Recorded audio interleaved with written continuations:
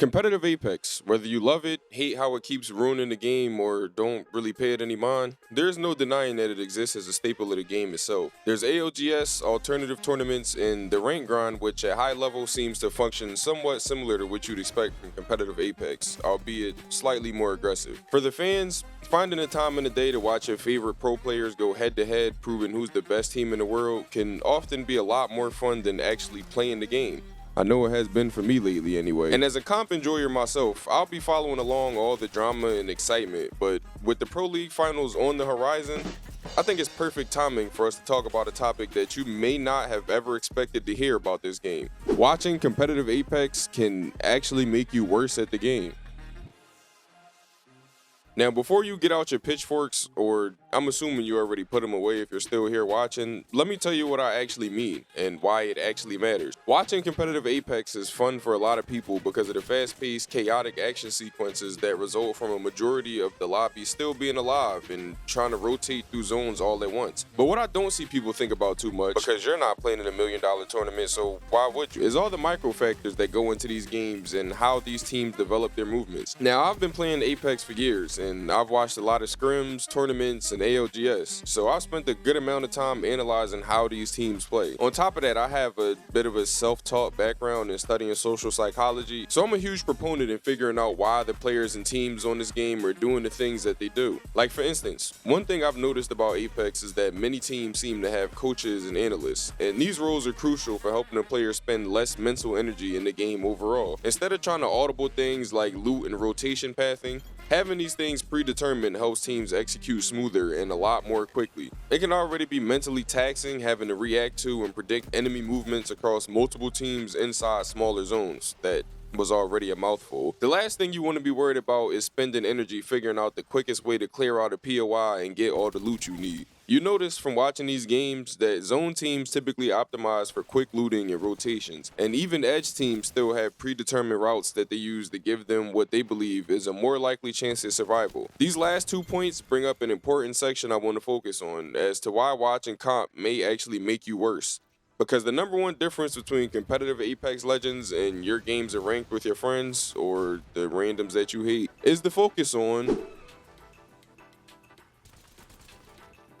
You've probably already realized this by now, but the competitive playstyle is highly optimized for efficiency, which is why Pro League was the most boring thing ever, with every fight being cat walls and shooting seer ult diamonds until they changed the meta. And that's also why the recent meta of bang smokes and digi threats was the most overused thing in the game until they removed digis from SMGs. Nonetheless, the reason why you see so much planning and research and math in determining all of this stuff is simply due to efficiency. When you're at home with your friends and the only thing on the line is your mental sanity, you're not losing out on much if you try new things and experiment and see what works in game.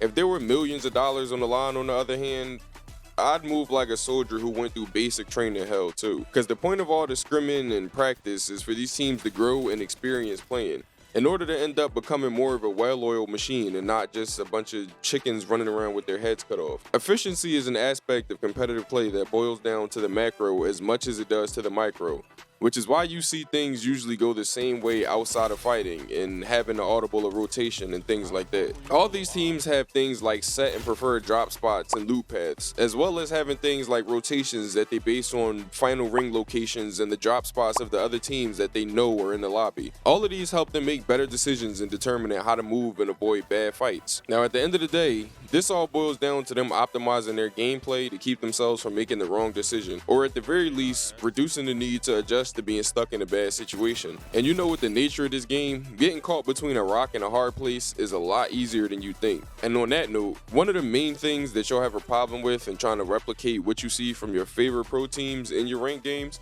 is going to be the difference in.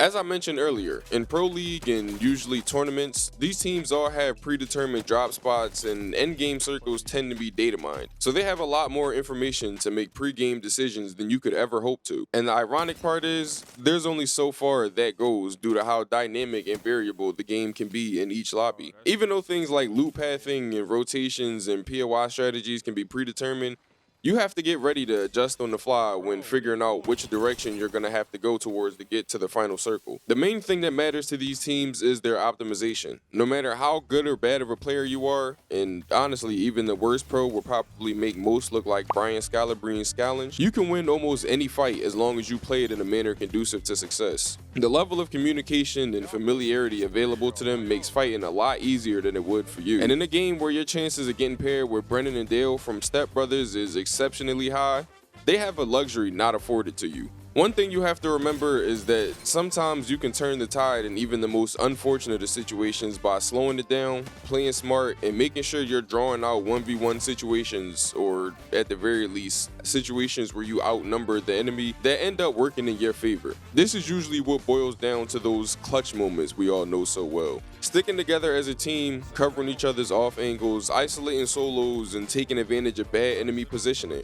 All of these are effective tactics that we often see used for bad teams to win against good teams, and like I said earlier, all these players are better than me, so I'm not talking shit. You're better off trying to hammer in on figuring out how to optimize your team composition in a way that works the best for things like the current map, your current team player composition and playstyle, and the macro gameplay elements that will directly lead to your survival. All in all, optimization works for these players because the actions they're taking in these fights are ones that they've done hundreds, if not thousands of times. So they've already been through enough simulations and been through the ringer to know how to do what they're trying to do and see success. And while all of that efficiency and optimization is important for rotation and holding space, it's even more important when it comes down to...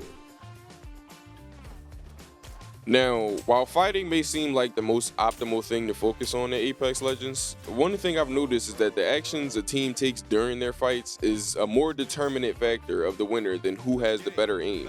And I've said this in videos before, but one of the main differences between the team winning a fight and losing a lot of times boils down to awareness. Being aware of when you can move and shoot an enemy in sync with a teammate, being aware of where your teammates are mid-fight, being aware of holding space and angles so your teammates can heal or revive. These are the types of situations where your place in the lobby can be made or broken just simply due to lack of awareness. I mean, not taking a shot at him, but we all know how much flack enemy catches for not realizing it was Digi Day in last land. Base Let them die died. to zone. Yep, base died. Let them die to zone. Enemy, you're by yourself. Do we I'll have open. nades? Do we have nades? Yes, play. Somebody else spot, please. Sorry. I forgot to pick. Shoot him. There's my cue. There's my ult. Crack. Elevating. Coming. Hey, Dennis. You want me?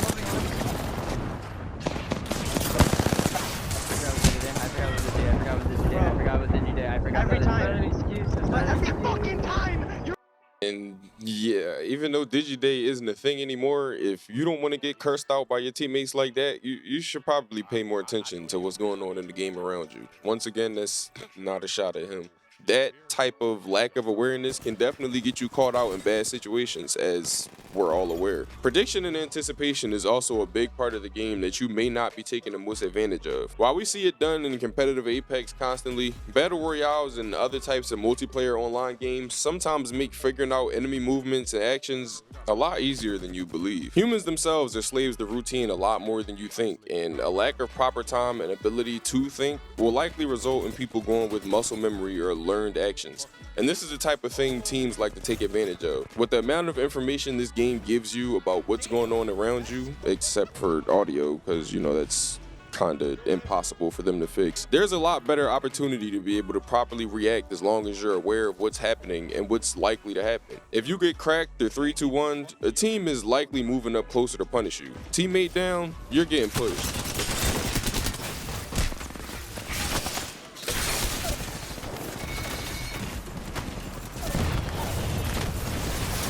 Lock yourself in an area with a back door, someone is probably going to swing around and pinch you.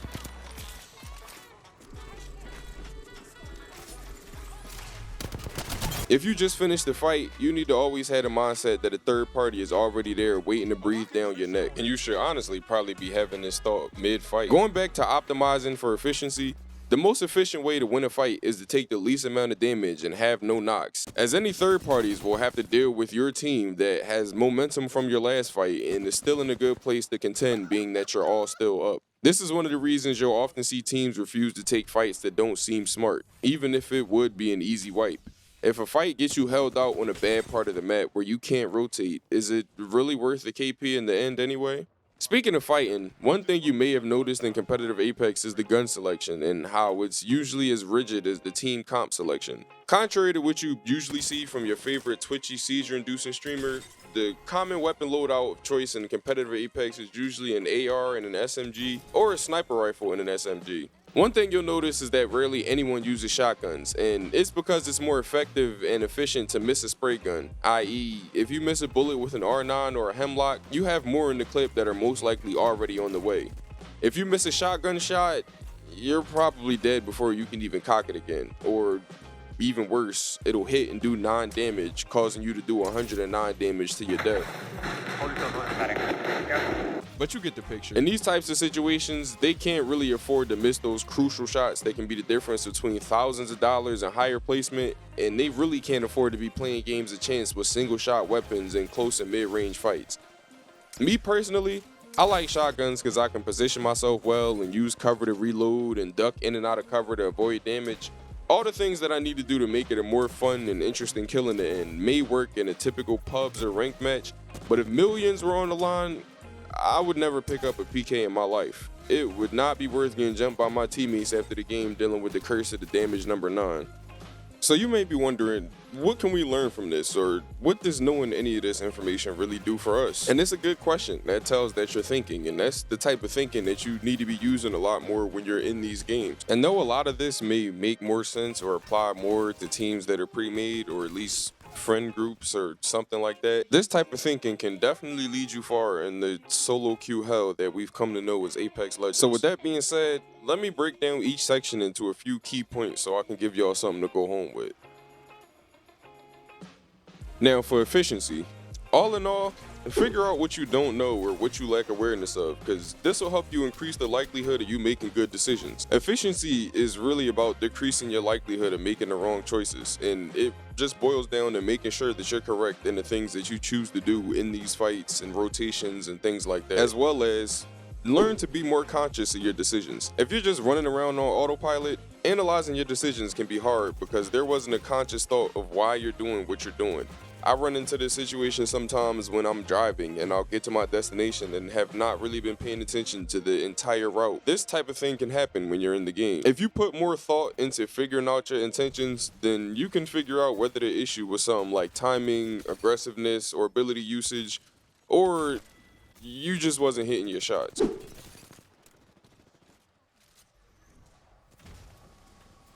Now, as far as optimization, like efficiency is focused on decreasing the likelihood of your bad decisions, optimization is focused on improving the quality and quantity of your good ones through continued improvement. And that's one of the main differences between efficiency and optimization. Efficiency is making sure you make the right decisions. Optimization is making sure that you are continuously improving on your ability to make the right decisions. It boils down to what I was just talking about with figuring out intention. Coming to the optimal decision in a situation comes from having faced it or faced similar situations before and knowing what the potential outcomes of your reactions can be. But also, another thing you need to think about, just because a decision is optimal for the current moment, that doesn't necessarily mean it's free from being subject to change. Team comp, for example. A few seasons ago, the optimal team comp was Horizon, Seer, and Catalyst, and now that's pretty much been thrown out the window. Capitalizing on optimization and efficiency is key, but don't let yourself be rigid in either, especially with video games where their natures are subject to change. And then as far as fighting, how do I break this down? I talked about this a lot in my last few videos that I've done on these types of subjects, but one of the biggest things, and I know I've said this a few times in this video, is your awareness. Pretty much a majority of the fights that I lose in this game is usually due to a teammate not really thinking about or paying attention to the fact that there's other teams in the lobby that are going to be hell-bent on killing us, and they end up getting caught in a bad situation. One thing you need to be doing a lot more on this game is thinking about, if I go here or if I do this, what's going to happen if I get caught in a situation where I can't really get back to my team. If you play Horizon, Wraith, Octane, one of those types of characters, you don't necessarily really have to worry about this, but with me as a Watson main, if I get caught out in a bad situation, the defenses can only do so much.